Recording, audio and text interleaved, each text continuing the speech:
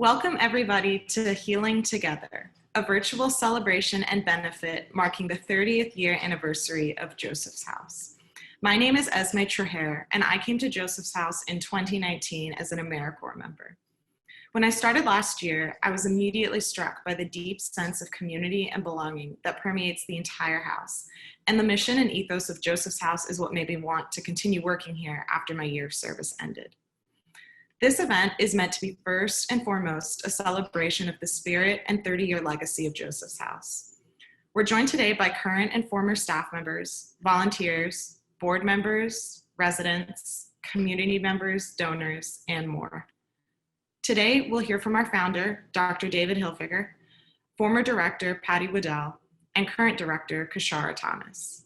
We'll take you on a virtual tour of the house and speak with community and staff members, as well as take time to remember former residents of Joseph's House. No matter what role Joseph's House plays in your life, a workplace, a former home, or a house on your block, we hope that this event reminds you of the incredible work Joseph's House has done over the last 30 years and gives you space to reflect on what makes our organization and community so special. Thanks for joining us today. Let's get started. I want to tell you a little bit about the beginning of Joseph's House in June of 1990. AIDS had just begun to move into the poor community, and we would get men with AIDS at the house, but we really didn't have the facilities to care for them as they died. At the same time, our family, my wife and 3 kids, were looking to move into closer community with the men that we cared for. And so the idea for Joseph's House was born. At that time, most of the homeless men with AIDS had acquired their AIDS because they were addicted. And our family thought that if we could actually become a family, that we might have some better chance of working with people with addictions. And actually, we did find a way. We found out that if we didn't punish people, but rather set consequences for them, things seemed to be different. It was interesting, when a man came in, almost always they would use once. But we just had them stay in for a week in the house as their consequence. Some of them then relapsed twice. And we did the same thing. We kept them in the house this time for 2 weeks. Very few of them lapsed for the 3rd time. At that point, if they did, then we would ask them to leave the house, but we'd try to find a place for them, and we would allow them back in the house after 30 days of sobriety. And if there's a 4th use, then we sent them out, told them we weren't going to save a place for them, but they could come and move to the top of the list once they had 30 days of proven sobriety. And the number of people who got to step 4 were very few. And I think only 1 person permanently left the house. My family and I lived on the 3rd floor, or actually had our bedrooms on the 3rd floor, the men on the 2nd floor. We actually lived, though, all downstairs in the kitchen, the living room, and the dining room. And we became a close community. During the 1st year, we had only 3 men because we were renovating the house to accommodate the other 11. And Ron, Howard, and Bruce came up to me and said they were concerned about my son, 9-year-old at the time, that he would get AIDS from them. Now, I knew by then that there was no risk for Kai to be in the house, but they weren't certain about it, and they were really concerned. For me, that was an early indication that we had really become community, that they didn't know what the consequences of their concern would be. Later in our time at Joseph's House, My daughter Karen had become close friends with many of the men, but especially with a man named Pee Wee. Pee Wee had not been addicted, but had been a drug kingpin. And you couldn't tell that when he came into the house, except that he was a real leader of the men. When my daughter Karen was about to go off to college in Minneapolis, Minnesota, Pee Wee came up to her and said, I want to let you know that if you have any trouble out there, trouble with anybody, then I want you to call me because I got friends in North Minneapolis and they will take care of things for you. Again, that was a sign for me of the community that we had become. And I think Joseph's House has remained such a community over the many years that we've been together. Hi, my name's Sarah. I first came to Joseph's House from George Washington Hospital, where I had pneumonia. Then I came back again last month from a 28-day drug treatment program called RAP. I really love that the staff and residents at Joseph's House make it really feel like you're at home. Some of the things that I like to do here is watching movies as a group and playing cards, cooking, going on walks, and things like that. My favorite memory of Joseph's House is when they took us on an outing to King's Dominion amusement park in Virginia. We were able to ride lots of rides and laugh with each other and have a great time. While I'm at Joseph's House, I'm working on getting healthier, both physically and mentally. I'm going through counseling. I'm working on getting housing and applying for Social Security disability, as long as furthering my education.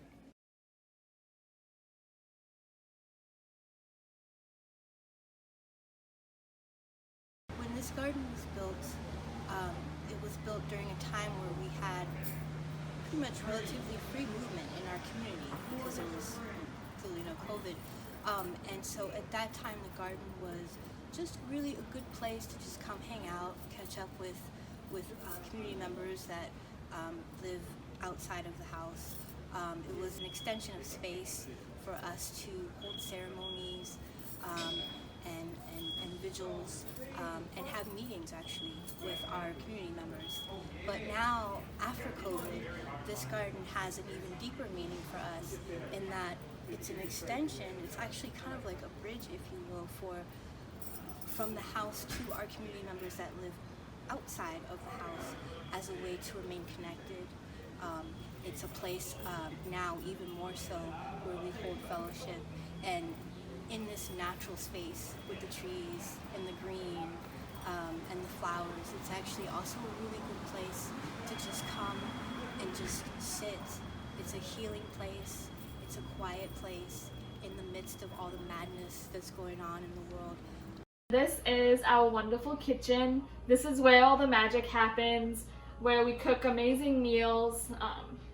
The first thing I do every time I walk in the door at Joseph's House is head straight to this coffee pot, which is always full of coffee. It is a place where we gather and talk and just appreciate each other's company. And the reason why the kitchen is so important to me is because food is such an essential part of Joseph's House. We gather around meals, we do a lot of cooking. One of the things I love the most is cooking breakfast for the house. I enjoy cooking bacon and allowing the smell to waft through the house and get people energized and excited for the day. I think the reason why the kitchen is so important to me is because it's a tangible way to show our love for people, and it's a way for us to contribute and gather and nourish people's bodies as well as their minds and their hearts. This is our dining room. It's the very first room I walked into when entering the doors of Joseph's House back in 2016. It's my favorite place to be. It's where we have our staff meetings and we come together as a community to go over what needs to get done for ourselves and for our residents each week. where we meet for breakfast and dinner every day as a community, and it's also where we can reflect on the folks who have lived and died here. I'm going to talk a little bit about the living room, which is a place that's very dear to my heart in this whole house altogether. It's really, I think, the dining room is a space for festivity and a lot of fellowship, and the living room is too, but in a different way. I think this is a place where we share a lot of our deepest feelings and truths, particularly when we have memorial services for folks that have passed away. It often happens here in the living room. I think it's really a space where we have like a sharing circle and everybody is contributing and putting in their input, where our community meetings happen and where there's a lot of photos of folks that have come before us here at the house. So it's a really sacred space.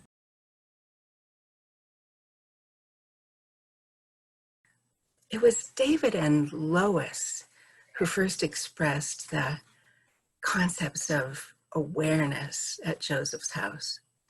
It still moves me to remember that as founder of this radical experiment in justice and compassion, David knew that all staff must be paid fairly and that the nurses' aides must earn a living wage.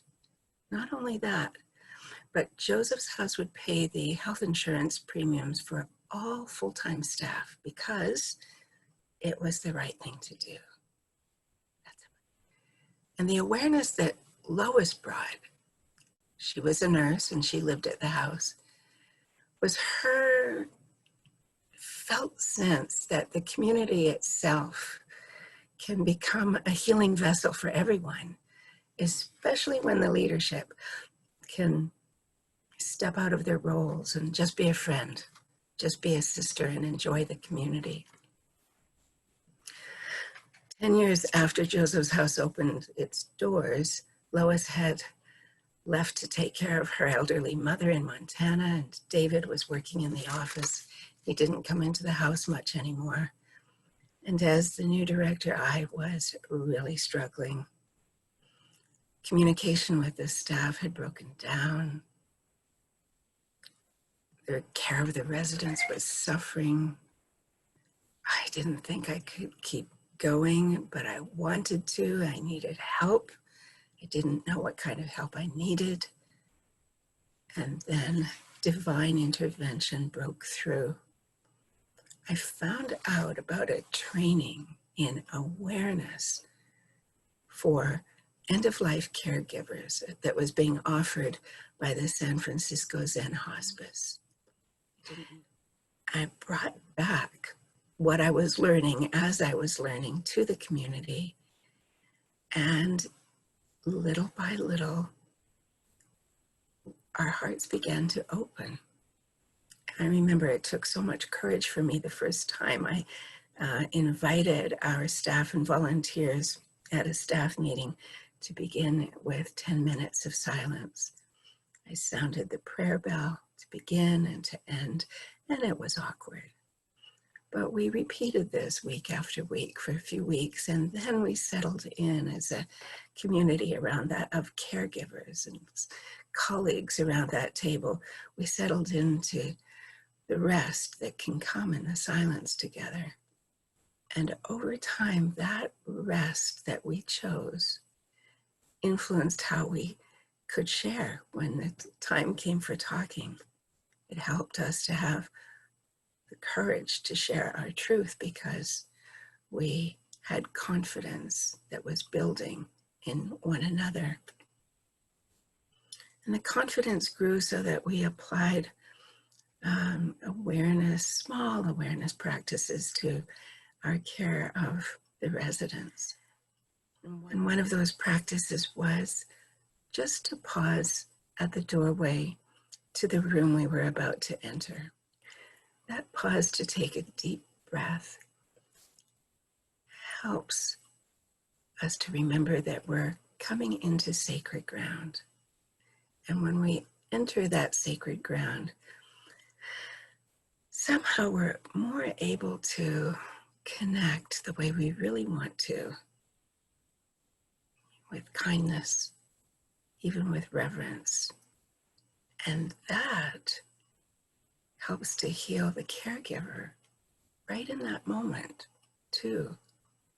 We had little stools that we would bring up close to the bed so we could lean in and create kind of a healing space between the person in the bed and the caregiver. And that quality of safety and intimacy and full attention was a quality of healing that those who healed and got well, healed back into life, often spoke of.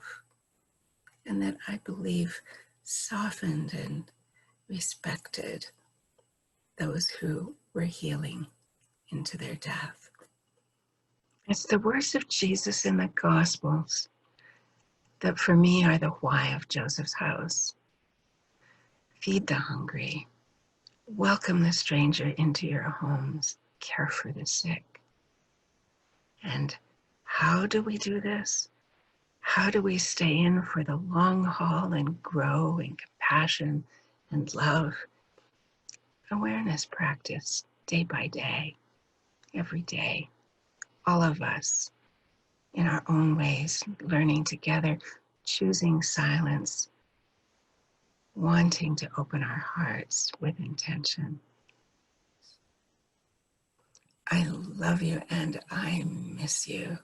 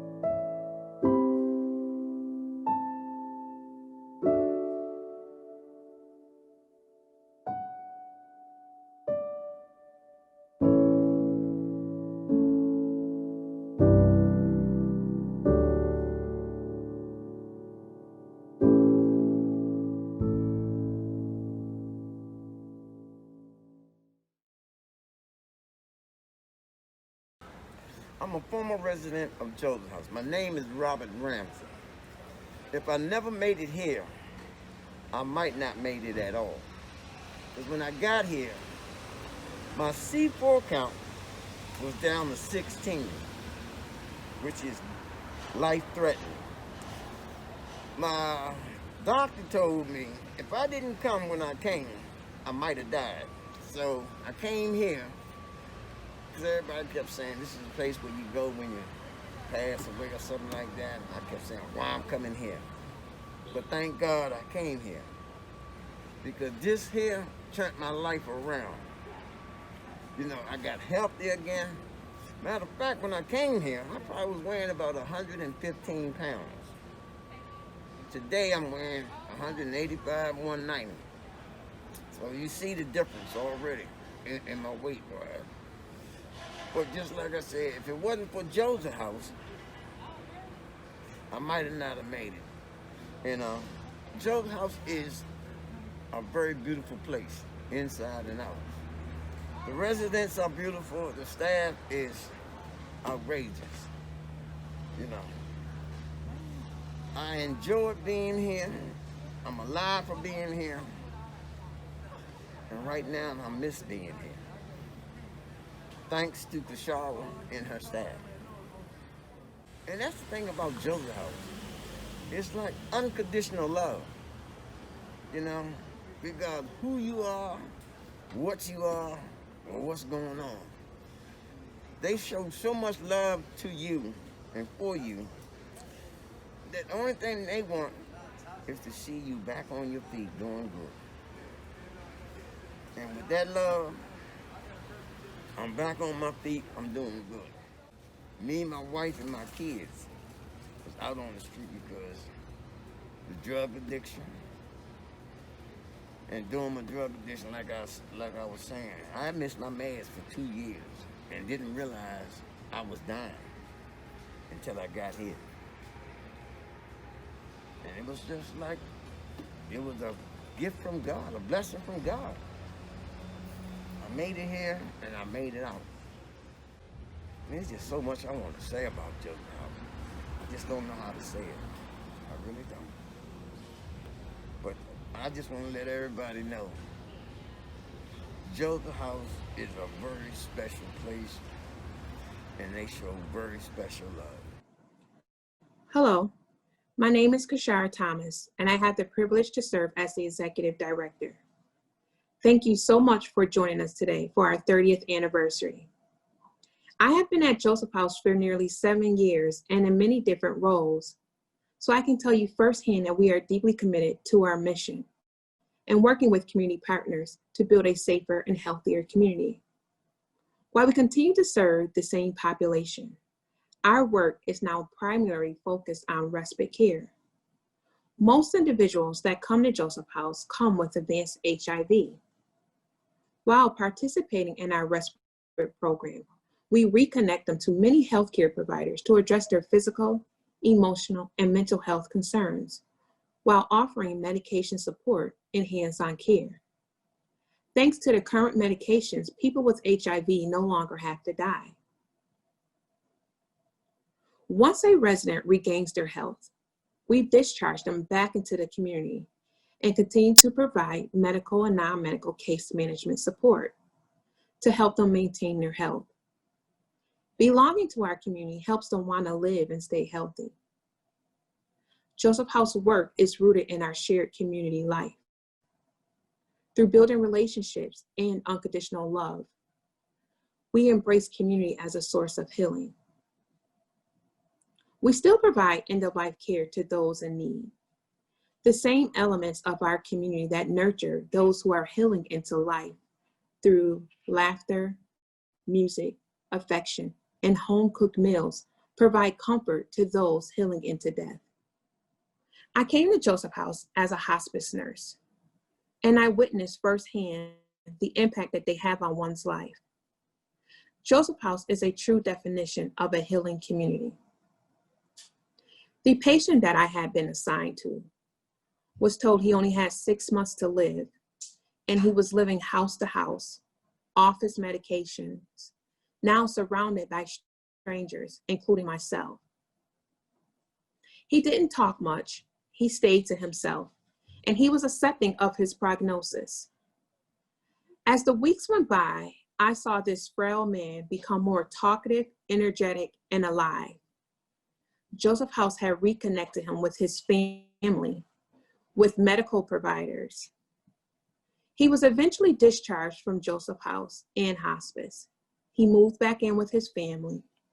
He stayed connected. He came every weekend and holidays to cook for our community. Joseph House continued to support him.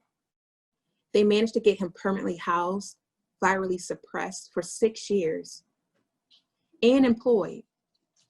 He was diagnosed with cancer. Joseph House went to every chemotherapy and radiation appointment with him. The love and support didn't stop there. In May, we welcomed him back again as a hospice patient. This time, he wasn't surrounded by strangers, but family.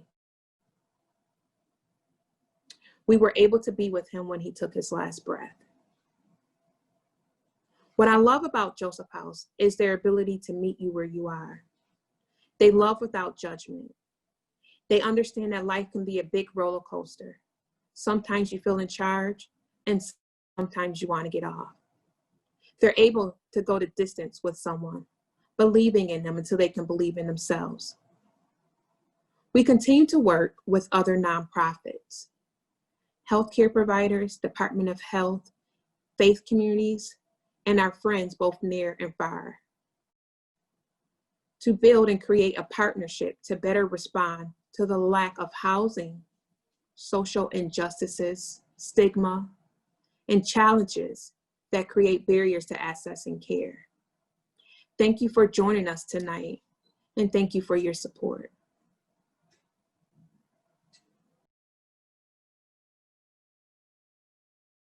I remember my first day, I walked up those steps and Tony and Donnie greeted me and made me feel really welcome. I remember making banana oatmeal for Woody and going with Maureen to the doctor's office and just dancing in the clinic room. And I think overall, I just loved the sense of community there and the love that I felt the moment that I walked in those doors. And I loved that Joseph's House just gave so much to all the people, and we were just one big family. I learned a lot about unconditional love and compassion and being present with another person as they navigate, their own pain and their own end of life or restorative journey. And working with the staff at the house also really helped me realize that I actually wanted to become a nurse and hopefully work in community health down the line. And I actually just graduated nursing school and passed my licensing exam a couple weeks ago. So I'm officially a nurse, and my time at the house was really a huge driver of the direction that I'm headed in my career, just as much as the lasting relationships and memories that I have from my experience. One memory that I think about a lot is, I think it was my second month at Joseph's House, and there was a young man who was dying, and me and another volunteer were with him, and we were trying to help keep him comfortable, and he kept wanting to sit up, and he couldn't sit up. So eventually she and I sat with him, and we sat on his bed on either side of him and sort of pulled him up so he was able to sit between our shoulders. So we just sat with him for a long time until we were able to lay him back onto his back. But I think a lot about what that meant, about being able to hold each other up, and the way that we kind of all were one in that couple moments. How we were holding him up, but he was holding us up at the same time. There was a Latino music playing outside one of the stores, and I just remember Josh stopping, taking my hand and dancing, and Verness standing and clapping as we danced together. Slowly, steps that weren't something that I already knew, but what it taught me so much was how to just be present, how to lean into whatever discomfort I felt about people looking at us or not, and feel the gift of the moment, which was the joy and presence of these two men who were dancing and celebrating. Porch Fest was happening in Adams Morgan, and Joseph's House had a mariachi band that was out front on the porch playing, and A lot of community members were walking around the neighborhood and stood outside listening to the mariachi band. I think it was late October, so we had made a lot of hot apple cider to hand out to folks that were passing by. There were tons of residents, I remember, that were sitting out on the front porch listening, and the front door just was swinging open and closed all the time.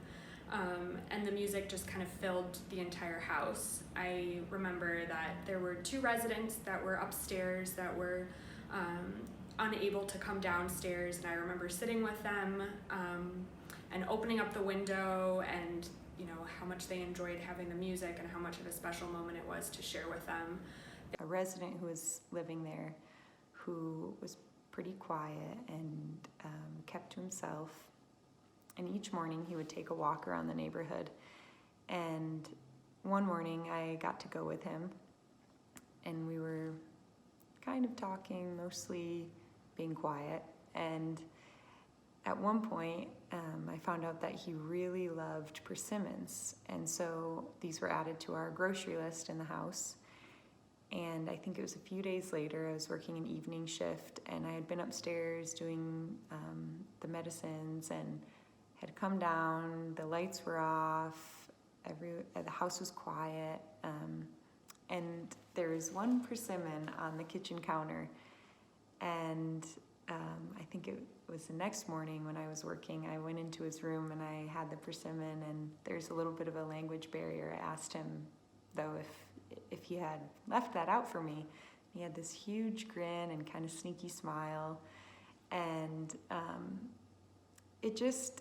it stuck with me since working there. Every time I see or eat a persimmon, I think of him, and it's just this reminder of these kind of tender, quiet, unassuming, and generous gifts that we can give each other.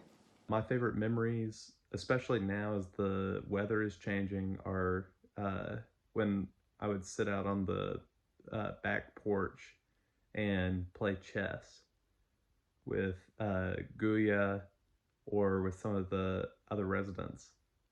And I remember sitting back there as the leaves were changing and Adams Morgan, and feeling the kind of cool air blow in. And I remember winning a few games of chess too. Towards the end of the year, I had this moment with a resident where I was moving her from wheelchair to bed, and we got stuck just standing, embracing, and I started laughing and she started laughing, and it was just this joyous moment between us that has just stuck with me, that in like the most anxious moment, it's really important to find joy, especially when you're in that with somebody. The interaction I remember the most is when I met a resident at the hospital with Patty. We went to go meet her, and she was very scared, and she told us that she was scared to die. We asked her why, and she replied, "Because I've never done it before." That was so simple yet so profound, and it made me reflect on my own mortality. I often think about that interaction now because I'm an internal medicine physician and I often see sick patients in the hospital. And it taught me that if I focus on what's best for the patient in front of me and ignore all the other noise, usually everything else takes care of itself. What I loved most about my experience at Joseph's House, in addition to the beautiful relationships that I formed with the residents there, was really learning about my own humanity. It has carried me through some of the toughest moments in my life since Joseph's House, and I know will continue to carry me throughout. I can feel myself riding on the shoulders of so many who we lost during my time at Joseph's House, especially my dear James Hardy. When I think of Joseph's House, I think of how it really could hold it all. There was space for everything. There'd be somebody actively dying upstairs, and downstairs there'd be dancing and gathering around the table, and there was space for all of it to be honored. Every time I go back and enter those doors, it feels like home, and I'm grateful that Joseph's House exists. A place for us all to feel welcome, no matter what's going on in our lives, a place to share meals, to laugh together, to sing together. It's a place where I can go and be loved and give love. It's the place on this whole planet of all the places I've been where it's really easy to walk in and say to someone that you love them for no reason other than that they're there, they're another person. I know that the 30 years have been really impactful on so many lives, and here's to the continued good work for all the people that have been there and just all the love shared within those walls. We love you, and we feel so privileged to be a part of the Joseph House community, and we wish you all the best and can't wait to come there again and spend time with everybody. Sending you lots of love.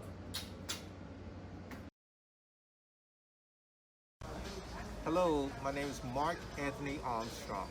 I'm a resident of the Maycroft. I come to Joseph House through the works of my therapist, Kevin from Woodman Walker. Kevin got me in touch with a person called Christian, my social worker now. I appreciate her and being introduced to Joseph House has become more of a great extension to my life. Just the warmth and the feel of this place is very inviting. I'm blessed to be a part of the Joseph House family, and I'm also happy to be a resident at the Maycroft apartment complex. Joseph House to me feels like it's a wonderful place to be, a safe haven for myself, a place where I can come to get the energy to move on with my life, a great place for resources and food, attention, medical attention. Anything I want, I can come here and be blessed by having people around me that love me and care about me. Excuse me. I love Joseph House, and I recommend Joseph House to anyone that needs help. Anybody I know that needs help, I would recommend them here. Again, it means a lot to me, Joseph House. I'm blessed to be here and be a part of this community, and I think it's a great station place for community to come and visit. The gardens, the house inside is beautiful. It's warm, it's welcoming. The staff is absolutely fabulous. And I'm blessed to know these excellent people, excellent. And again, I'm warm, I feel home, I'm safe. I feel everything that embodies life. Welcome to all of you who have joined us in celebration of Joseph's House today. My name is Bill Burns. I'm president of the board of Joseph's House. I just want to offer a brief word about why I feel so passionately committed to Joseph's House. I have been inspired from the beginning by the dedication and love shown every day by our wonderful staff and by the young volunteers. The young people who come to spend a year as full-time volunteers are truly remarkable. But I have been every bit as inspired by the residents who are served by Joseph's House. All have come from very difficult situations, but each resident, through his or her own unique story, becomes a teacher of life's most important lessons. Sharing time with the residents is special. Before COVID-19, I was lucky enough to be at the house each Friday, and I always came away uplifted, having been able to start my day around the breakfast table with the people at Joseph's House. Around that table, there is no pretension. Everyone, regardless of why they are there or what their role, cares about everyone else. It is with joy and real love that residents help each other. The volunteers divide up the chores and adjust their schedule on the fly as the needs of the residents constantly change. And the staff makes plans to deal with all the medical providers, supporters of Joseph's House, and other organizations whose work intersects with that of Joseph's House. I left each Friday morning feeling very blessed to have been able to start my day with a group of often changing but always wonderful friends. I've been also inspired by all the people who have come to Joseph's House from all over the Washington area, from around the country, from as far away as Australia, to learn of the unique work being done at Joseph's House. That includes many of you participating today. Your genuine interest and your response to what you see and hear when you visit tells us that we are all involved in something very special. and makes us want to do everything we can to ensure that we are able to continue offering the care and the love that those who come to live at Joseph's House so very much need and deserve. And it is because of all of you and your financial support that we have been able to carry on the work of Joseph's House in these very challenging times, continuing our full support for our residents. I hope that as we celebrate 30 years of Joseph's House, you will continue your strong support and perhaps even consider a special contribution as one means of celebrating. As always, we appreciate your being part of the Joseph's House community and are very glad that you have joined us today in celebration of all the work that has gone on over so many years and will continue as we move into our 4th decade of service.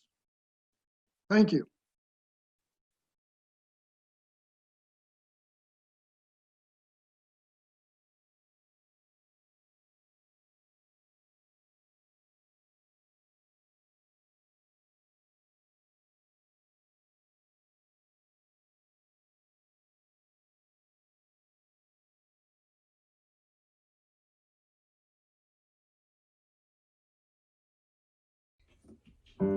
Sometimes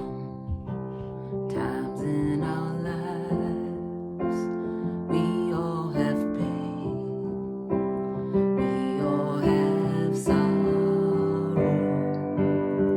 But if we are wise, we know that there's always tomorrow. Lean on me. We are not strong, I'll be your friend. I'll help you carry on, for it won't be long till I'm gonna need somebody to lean on. Please swallow your pride. If I have things you need to borrow, for no one can fill those of your needs that you don't let show. You just call on me, brother, when you need a hand. We all need somebody to lean on. I just might have a problem that you understand. We all need somebody to lean on. If there is a load that you have to bear, that you can't carry, I'm right up the road. I'll share your load if you just call me. You just call on me, sister, when you need a hand. We all need somebody to lean on. I just might have a problem that you'd understand. We all need somebody to lean on. Lean on me. We are not strong, I'll be your friend. I'll help you carry on.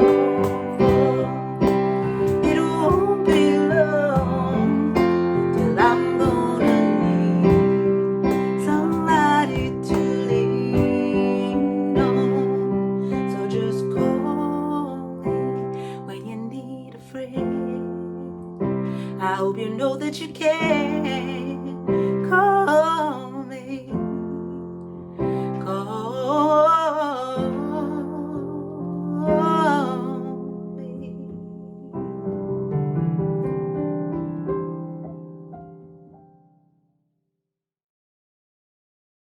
Thank you so much for being a part of our 30th year anniversary event and our community. If you would like to make a donation to help us continue our healing work, please go to josephshouse.org and click on Donate. Even though this was a virtual celebration, we hope you could see and feel how special Joseph's House is, especially during these uncertain times.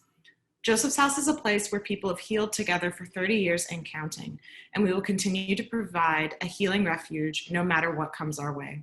Thank you for joining us today.